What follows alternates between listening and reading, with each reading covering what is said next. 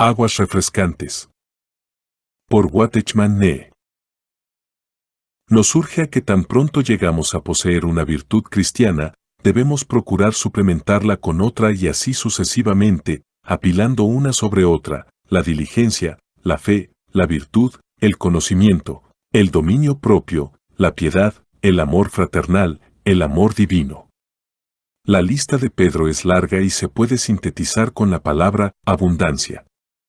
Según él, debemos proseguir siempre adelante, sin contentarnos con nuestros logros presentes y nunca abandonar esta santa tarea de añadir, hasta que la meta de Dios para nuestra vida se cristalice.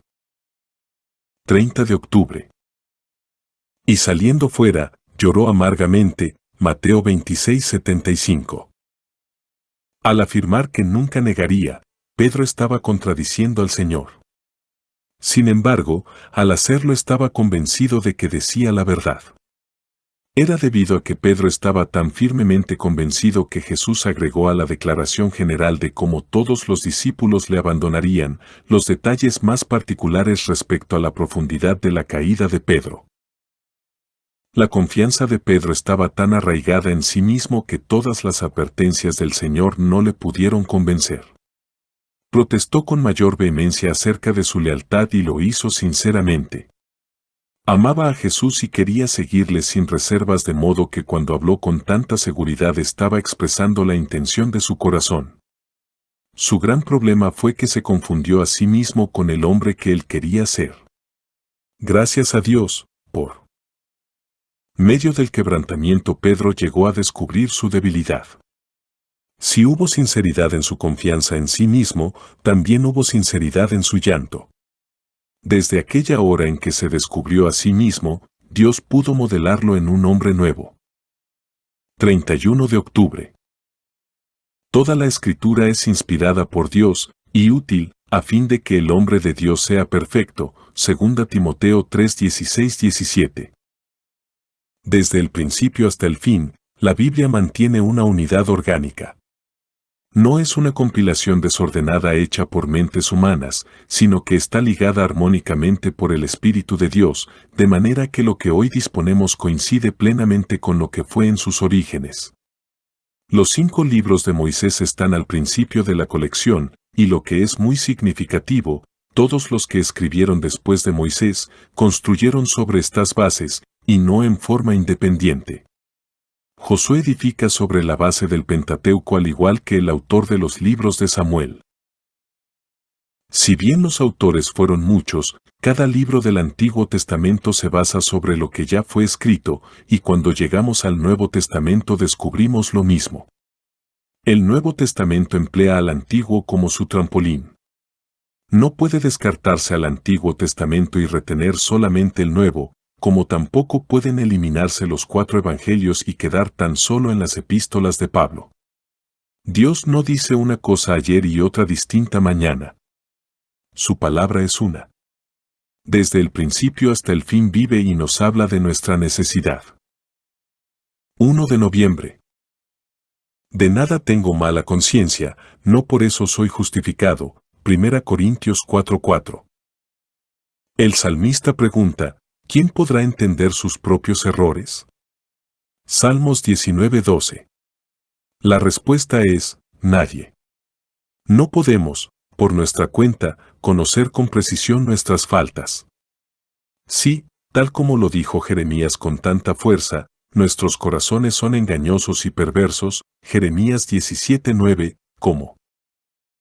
¿Podremos confiar en nuestros intentos de introspección y autoexamen? Al examinarnos con un corazón engañoso, inevitablemente seremos engañados. Nuestros pensamientos y nuestras emociones operan de una manera muy compleja, de manera que el conocimiento que obtenemos de ellos no es confiable. No podemos juzgarnos a nosotros mismos con acierto. Es por esta razón que la introspección, lejos de ser una virtud, es un gran engaño. Solo cuando la luz del Señor penetra nuestro ser, podemos discernir lo que es bueno y lo que es malo. Si un creyente piensa demasiado en sus defectos se desanima. Si, por el contrario, piensa en sus virtudes se infla y enorgullece. El único conocimiento de uno mismo que es seguro y saludable es el que nos viene por el resplandor de la luz de Dios. 2 de noviembre. Repentinamente le rodeó un resplandor de luz del cielo, y cayendo en tierra, oyó una voz, Hechos 9:3-4. La verdadera luz que desciende del cielo es más que un mero conocimiento. Es un descubrimiento del mismo Señor. Quien le vea, él ve la luz, y si verdaderamente vemos la luz caeremos en tierra. La instrucción no tiene este efecto. Podemos escuchar cualquier cantidad de sermones instructivos, y aún memorizar su contenido sin que tengan un efecto transformador en nuestra vida. Esto nunca ocurre cuando desciende verdadera luz del Señor. Cuando esta luz amanece en nuestra vida, oscurece nuestra vista a todo un mundo para abrirnos la visión de otro. En realidad, no nos hace ver sin antes cegarnos y postrarnos. Cuando Pablo vio la luz cayó en tierra y por 3 días no pudo ver para nada. La luz es rigurosa. Puede hacer en un hombre lo que él mismo nunca puede llegar a hacer. Al igual que Pablo, quien sinceramente pensaba que debía oponerse a Jesús, nosotros podemos ser rígidos e inflexibles, resistentes a toda persuasión, pero cuando esa luz brilla somos ablandados, debilitados y quebrantados. La luz debe primero humillarnos para que luego podamos ver. 3 de noviembre. Yo lo puso todo en las manos de Aarón, y en las manos de sus hijos, e hizo mecerlo como ofrenda mecida delante de Jehová, Levítico 8:27. En este sacrificio ritual la sangre colocada sobre Aarón y sus hijos fue tomada del carnero de las consagraciones, v22. Cuando esto se había realizado se colocaba en las manos de Aarón la ofrenda mecida. La acción de Aarón al levantar esta ofrenda hacia Dios era llamada entonces la consagración. ¿Podemos ahora interpretar estos conceptos en términos del Nuevo Testamento? Basado en la aceptación que Cristo tiene ante Dios, yo ahora estoy en la posición de un siervo que oye la voz de Dios, hace su voluntad y camina en sus senderos. De aquí en más, mis oídos, mis manos y mis pies le pertenecen exclusivamente a Dios. Nadie puede tomar prestados mis oídos para escuchar a la voz de otro, o mis manos para cumplir órdenes de otros, o mis pies para transitar por otros senderos. Más aún, tomo otro paso y es este. Tomo mis manos, las lleno de Cristo y las elevo. Esto significa que estoy aquí para el servicio de Dios, y todo mi cuerpo está dedicado a su servicio. 4 de noviembre. El que me ha visto a mí, ha visto al Padre, Juan 14:9. El gran mensaje de la Biblia es que el Verbo se hizo carne. Hubo una época en que no sabíamos lo que eran la gracia y la verdad. Ahora bien, la gracia no es más algo abstracto, pues en la vida del Señor Jesús hemos visto cómo la gracia vive y se mueve entre los hombres. Podríamos decir que ha llegado a hacerse carne. De igual manera, no sabíamos lo que era la verdad, o la santidad, o la paciencia, hasta que las vimos en Cristo Jesús. Dios es amor pero, sin embargo, ignorábamos la manera en que Él amaba. Ahora hemos visto a este amor descender hasta nosotros en la persona de Jesús de Nazaret. No comprendíamos lo que era la espiritualidad pensando que un hombre espiritual no reía y no lloraba, y que estaba totalmente exento de sentimientos humanos. ¡Qué equivocados estábamos! En las sonrisas y lágrimas de nuestro Señor comprendemos lo que en realidad es la espiritualidad. En Dios estas cosas estaban demasiado lejos para que las pudiéramos apropiar. En Jesús las tenemos a nuestro alcance. 5 de noviembre. Aún seré solicitado por la casa de Israel, para hacerles esto, Ezequiel 36:37. En este pasaje Dios está expresando su propósito de aumentar la casa de Israel como un redil. Aquellos que no están familiarizados con él preguntarán por qué, si él se ha propuesto hacerlo, sencillamente no produce el aumento. Sin duda, nadie podría impedírselo. Sin embargo, en este pasaje Dios establece su condición. Lo hará si es consultado por la casa de Israel, y ésta se lo solicita. El principio es inconfundible. Dios tiene un propósito ya determinado, pero no lo impondrá por la fuerza. Podemos aplicar esto a la función de la Iglesia delante de Dios hoy. Nunca debemos pensar de la Iglesia como un mero lugar de reunión. No. La Iglesia es un grupo de personas redimidas por la sangre preciosa, regeneradas por el Espíritu y encomendadas en la mano del Señor para el rol de inquirir de Él por medio de la oración, hasta que su voluntad se realice en la tierra. Aún el más pequeño grupo de creyentes que ora contribuye a este fin. Dios hará lo que se ha propuesto, por medio de la oración de la Iglesia. 6 de noviembre. Pero cuando agradó a Dios, que me apartó desde el vientre de mi madre, y me llamó por su gracia, revelar a su Hijo en mí. Gálatas 1:15-16. Dios había apartado a Pablo antes de su nacimiento. Aún la profesión que desempeñó antes de su conversión fue planificada. Así obra el Señor. Todo lo que te ha ocurrido antes y después de tu salvación tiene un significado bien definido. Sea cual fuere tu carácter y tu temperamento, tus puntos fuertes y tus debilidades, todos son sabidos de antemano por Dios y preparados con vistas a un servicio futuro. No existen accidentes, pues todo cabe bajo la providencia de Dios. Nada ocurre por casualidad. Habiendo sido así apartados desde el nacimiento, ninguno de nosotros puede actuar con frivolidad o indiferencia en su actitud hacia la vida. Cada uno de nosotros debe procurar descubrir cuál es el propósito de Dios para nuestra vida, y en su tiempo y manera, entrar de lleno en él. Dios no descarta como inútiles los días antes de nuestra conversión. No espera que neguemos los elementos humanos de nuestro ser, pretendiendo dar otra impresión. Esto sería falso e irreal. Él tiene planes para las personas que en realidad somos y propone utilizarnos en su servicio, purificados por la cruz. 7 de noviembre. David danzaba con toda su fuerza delante de Jehová, y estaba David vestido con un efod de lino, 2 Samuel 6:14. Mical, la hija de Saúl, vio a su esposo danzando delante del arca de Dios y le menospreció en su corazón. Ella pensaba que David debía mantener su dignidad como rey, tal como lo había procurado su padre, pero David veía las cosas de manera diferente. En la presencia de Dios se veía a sí mismo indigno y vil, sin base alguna para su aceptación. En el trono era el rey de Israel, pero delante del área de Dios estaba al mismo nivel que sus súbditos. Aún después que Dios le había rechazado, el rey Saúl procuró mantener su dignidad pidiéndole al profeta Samuel que le honrara delante de la nación. Mical estaba ahora incurriendo en el mismo error. Habiendo nacido en el propio palacio real, ella consideraba que David merecía la dignidad de rey en la presencia de Dios.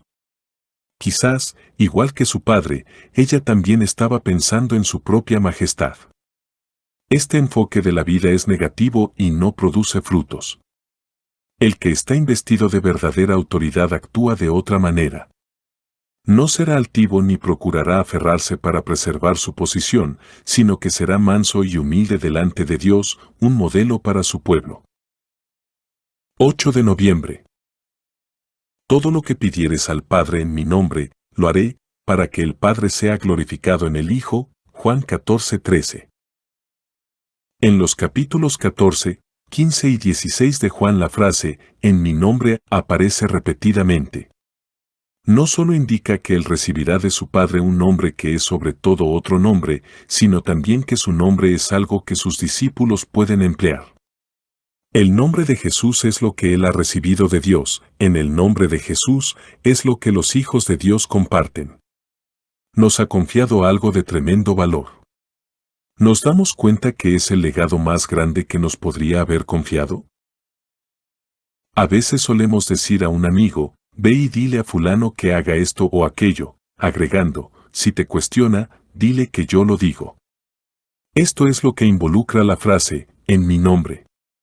Es sencillamente emplear el nombre con la autoridad que lo respalda. Si tú le das tu nombre con su autoridad a cierta persona, serás entonces responsable de lo que él hace con el empleo de tu nombre. El nombre de Jesús es singular. Es un nombre sobre todo otro nombre. Sin embargo, está dispuesto a confiarnos su nombre y a asumir la responsabilidad por lo que hacemos con ese nombre. ¿Apreciamos debidamente el honor que nos confiere? 9 de noviembre. Yo también te digo, que tú eres Pedro, y sobre esta roca edificaré mi iglesia. Mateo 16:18. Recordamos que poco tiempo después el Señor tuvo que reprender a Pedro con las palabras, quítate de delante de mí, Satanás.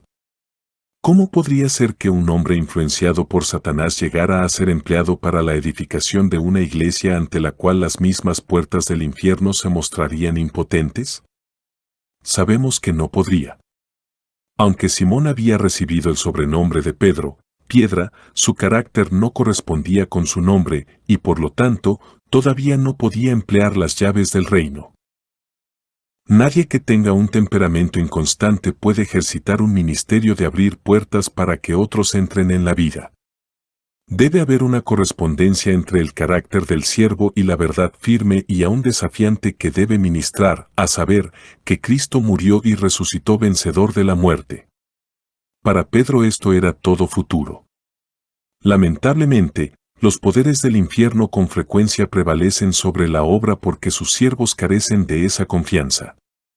Alabemos a Dios que la cruz ha liberado recursos suficientes para transformar a Pedro y librar de la muerte a todos los que confían en él. 10 de noviembre. Levántate, vete a Sarepta, he aquí yo he dado orden allí a una mujer viuda que te sustente. Primera Reyes 17:9.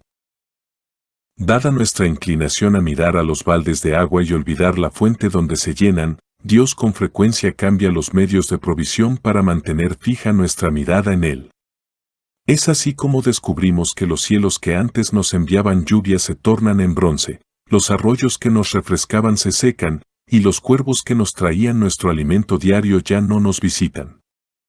Entonces Dios nos sorprende supliendo nuestras necesidades por medio de una pobre viuda y así experimentamos los maravillosos recursos divinos. Nosotros somos los representantes de Dios en este mundo y estamos aquí para demostrar su fidelidad. Nuestra actitud, nuestras palabras y nuestras acciones deben declarar al unísono que Él solo es nuestra fuente de provisión. De lo contrario, la gloria que es suya le será quitada. El que ve en secreto tomará nota de nuestras necesidades, y las suministrará no con medida escasa, sino conforme a sus riquezas en gloria en Cristo Jesús. Filipenses 4:19.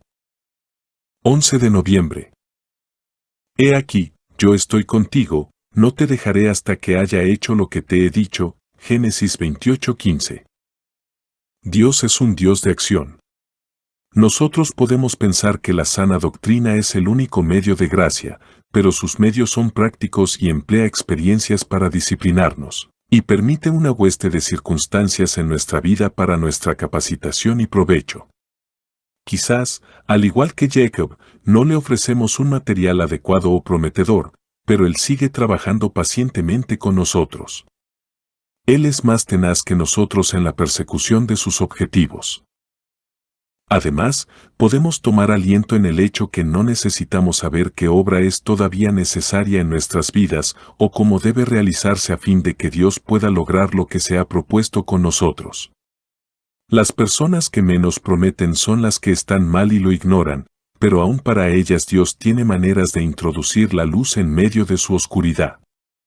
En su tiempo y a su manera, Él culminará la tarea que se ha impuesto. 12 de noviembre. La obra de cada uno se hará manifiesta, porque el día la declarará. 1 Corintios 3:13. Si la madera y el heno son materiales inadecuados para construir, ¿qué podemos decir de la hojarasca? Parece representar lo menos confiable de todo lo que puede producir el esfuerzo humano. Cuando construimos para Dios de acuerdo a nuestros sentimientos, de acuerdo al antojo del momento o al aplauso de la multitud, estamos construyendo con hojarasca. El día lo declarará. Los trabajos que están gobernados no por el programa de Dios sino por nuestras propias emociones inestables pueden aparentar mucho progreso por algún tiempo, pero luego decaen con gran facilidad. Así es fácil depender de una corriente de avivamiento para despertar un esfuerzo emocional que dura unos pocos días y luego se disipa. Dios ha hecho provisión en Cristo para mejores y más estables construcciones que esa tal como, en última instancia, el día lo declarará. 13 de noviembre. Él, Cristo, apareció para quitar nuestros pecados, y no hay pecado en él. Todo aquel que permanece en él, no peca. 1 Juan 3, 5, 6. Algunos de nosotros nos forzamos a hacer cosas que no queremos y a vivir una vida que en realidad no podemos vivir, y pensamos que al hacer este esfuerzo estamos viviendo una vida cristiana. Esto está muy lejos de ser lo que Dios nos ofrece en Cristo. La vida cristiana se vive cuando yo recibo la vida de Cristo como un don para vivir por medio de ella. La naturaleza de la vida de Cristo no ama al mundo, sino que se distingue de él. Valora la oración, la palabra y la comunión con Dios. Estas son cosas que no hago naturalmente. Por naturaleza me tengo que forzar a hacerlas. Pero Dios nos ha provisto de otra naturaleza y Él quiere que yo me beneficie de la provisión que Él ha hecho. Dios establece el nivel para nuestra vida, pero Cristo nos muestra su almacén. Poder, vida, gracia de Dios, todo está a nuestra disposición para que nos elevemos al nivel que Dios quiso para nosotros. 14 de noviembre. Dijo Jacob cuando los vio, campamento de Dios es este, y llamó el nombre de aquel lugar Mahanaim, Génesis 32:2. El ver a estos ángeles de Dios debería haber sido lo suficiente para darle seguridad a Jacob en su regreso a Canaán. Sin embargo, los versículos siguientes nos dicen cómo el temor a su hermano se apoderó de él, y cómo esto le condujo a dividir su gente y posesiones en 2 campamentos. En el hebreo se emplea la misma palabra Mahanaim, o sea 2 campamentos, que Jacob había empleado antes en el versículo 2. Él ahora había sustituido el Mahanaim de Dios por sus 2 campamentos. Antes había 2 campamentos, a saber, el celestial, formado por los ángeles de Dios, y el terrenal, o sea el suyo propio. Ahora olvida aquello y forma 2 campamentos dividiendo su compañía terrenal en 2 grupos. Es entonces cuando hace su primera oración verdadera. En los primeros años de Jacob todo era sagacidad, estrategia y negocio, y nada de oración. Ahora es estrategia y oración. No obstante, si oramos no será necesario elaborar estrategias sagaces. Si así lo hacemos no habrá sentido en orar. Jacob hizo las 2 cosas. Por una parte confió en Dios y por la otra desarrolló su propia estrategia. Felizmente para él, fue esa noche que Dios le salió al encuentro y luchó con él, VV. 22 a 32. 15 de noviembre. Así alumbre vuestra luz delante de los hombres, para que vean vuestras buenas obras, y glorifiquen a vuestro Padre que está en los cielos. Mateo 5:16. La vida divina implantada en nosotros, tan extraña al mundo que la rodea, es una fuente de luz diseñada por Dios para iluminar el verdadero carácter del mundo. Lo hace enfatizando por contraste la oscuridad inherente del mundo. De esto surge con claridad que el separarnos del mundo de hoy, y así privarle de la única luz, no es la forma de glorificar a Dios. Solo frustra su propósito de servir a la humanidad por medio nuestro. Para emplear otro símil, la Iglesia es una espina en el costado del adversario de Dios, una fuente de constante perturbación para él.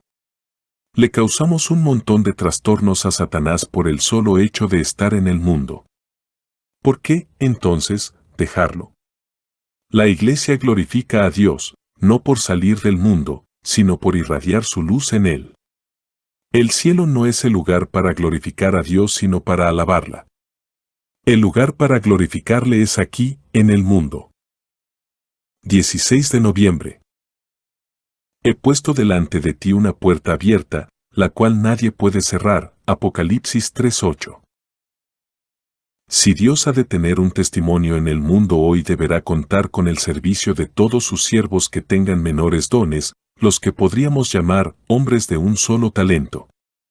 Podríamos pensar que si el Señor tuviera gracia para con su iglesia daría más hermanos como Pedro y Pablo, pero la verdad es que rara vez lo hace. La iglesia de Dios está llena de creyentes ordinarios de un solo talento. Si tan solo abandonáramos nuestras ambiciones personales y en vez buscáramos formas en que ellos puedan servirla, ocurrirían cosas maravillosas. La iglesia requiere líderes, pero también necesita hermanos. Creo en la autoridad, pero también creo en el amor fraternal. En Filadelfia respetaban la autoridad pues guardaban la palabra del Señor y no negaban su nombre. Filadelfia en griego significa amor fraternal. Fue a estos hermanos y hermanas que vivían en amor, a quienes se les dio una puerta abierta. Que los hermanos se propongan servirle juntos y no esperar a los especialistas. Entonces comenzaremos a ver lo que es verdaderamente el servicio de la iglesia. 17 de noviembre. Vosotros sois mis testigos. No hay Dios sino yo. No hay fuerte, no conozco ninguno. Isaías 44:8. Testificar no consiste en diseminar conocimiento que ya todos tienen, sino señalar a una verdad que pocos conocen. Dadas las condiciones generales del mundo antiguo, Dios quiso tener en él un testimonio, un pueblo y una tierra donde las cosas eran distintas. Por medio de ellos traería la buena noticia de su justicia y benignidad a todas las naciones del mundo. Nuestra comisión es la misma. Una comunión íntima con Dios, exhortarnos unos a otros con fidelidad, vidas cristianas hermosas, etc., no son suficientes. Debe haber testimonio. La iglesia es comparada a un candelero de oro y no a un adorno. Tampoco es suficiente que sea de oro, sino que debe irradiar la luz de Dios a cada rincón oscuro de este mundo. 18 de noviembre. Los hijos están exentos. Sin embargo, para no ofenderles. Dáselo por mí y por ti. Mateo 17, 26, 27. Dios jamás había establecido que su hijo pagara el impuesto del templo, y como hijo de Dios no había necesidad alguna para ello. En realidad, parecería impropio que lo hiciera pues así se estaría colocando en la posición de extraño, v25. ¿Por qué lo hizo, entonces? Para no ofenderles. ¿Se te ha ocurrido que el mismo Hijo de Dios pronunció estas palabras? Por supuesto que jamás se cruzaría por nuestra mente que él intentara evadir un impuesto, pero esto no es el caso aquí. Era más bien cuestión de renunciar a un privilegio. Así es el camino de la cruz, y el principio involucrado es significativo y penetrante. La cruz de Cristo nos presenta con esta expresión de la voluntad de Dios, a saber, que igual que el Señor Jesús, nosotros somos llamados a renunciar a lo que disfrutamos a fin de que otros no se ofendan. 19 de noviembre. Pues me propuse no saber entre vosotros cosa alguna sino a Jesucristo y a este crucificado. Y estuve entre vosotros con debilidad y mucho temor y temblor. 1 Corintios 2:2. La primera de estas dos declaraciones se aplica al mensaje de Pablo, mientras que la segunda habla de su persona. Dios requiere que los que proclaman la cruz hayan sufrido la cruz hayan llegado a saber que, tal como lo dice Pablo, están crucificados junto con Cristo. Asamblea en Santo Domingo Este. Escrito por el hermano Watchman Nee en el año 1951. Para más información comuníquese con este número de WhatsApp. 1-829-747-1995.